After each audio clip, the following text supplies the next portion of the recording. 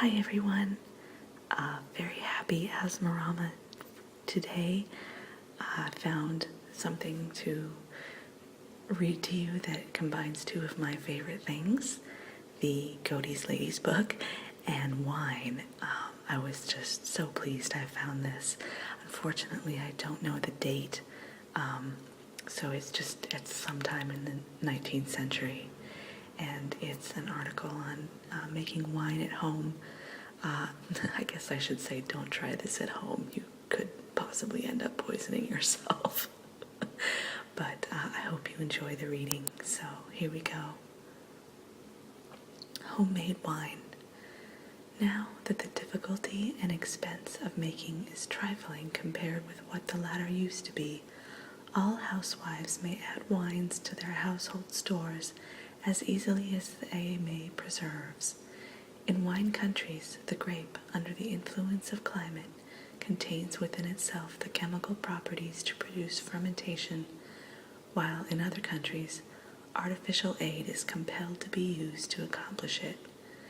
The four requisites for fermentation are sugar, vegetable extract, malic acid, and water, and upon the proper regulation of these constituents the success depends. The fermentation requires great attention and should neither be suffered to continue too long nor be checked too early.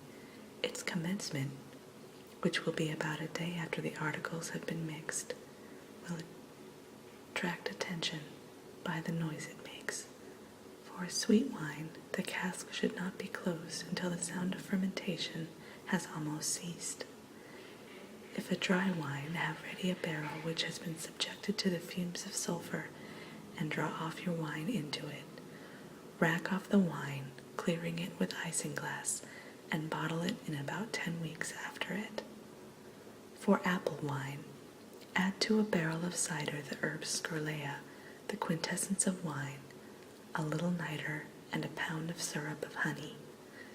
Let it work in the cask till clear and well settled, then draw it off, and it will be little inferior to Rhenish, either in clearness, color, or flavor.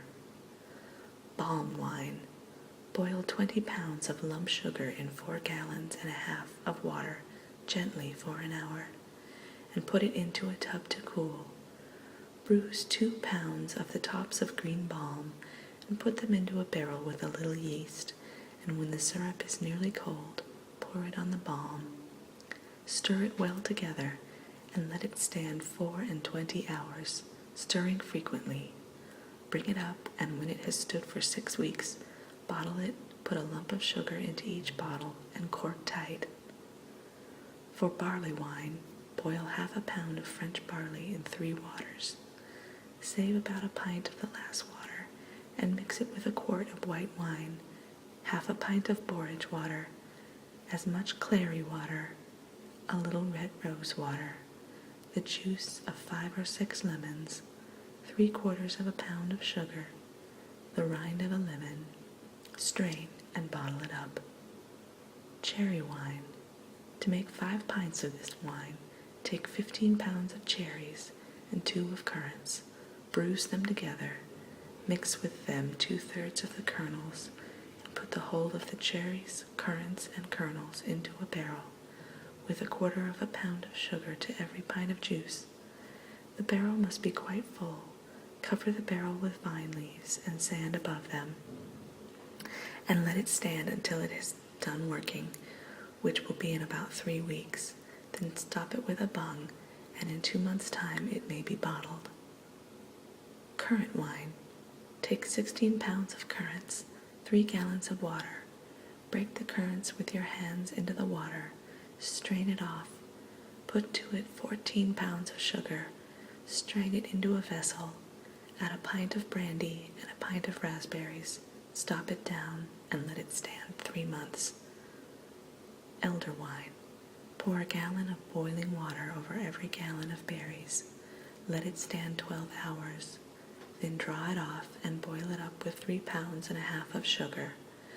When boiling, beat up some whites of eggs and clarify it. Skim it clear, then add half an ounce of pounded ginger to every gallon of the wine. Boil it a little longer, before you put it in the tub. When cool, put it in a toast rubbed in yeast. Let it ferment a day or two, after which put it in a barrel previously rinsed with brandy. All wines should be lukewarm when the yeast is added to it. Finally, there's ginger wine. To every gallon of water, add 3 pounds of sugar and 1 pound of ginger, the paring of 1 lemon, half a pound of raisins stoned. Boil all half an hour. Let it stand until it is lukewarm. Then put it into the cask with the juice of a lemon. Add 1 spoonful of yeast to every gallon. Stir it every day for 10 days. Then add half a pint of brandy to every 2 gallons. Half an ounce of isinglass to every 6 gallons. Stop it close down, and in about 8 weeks it will fit into a bottle.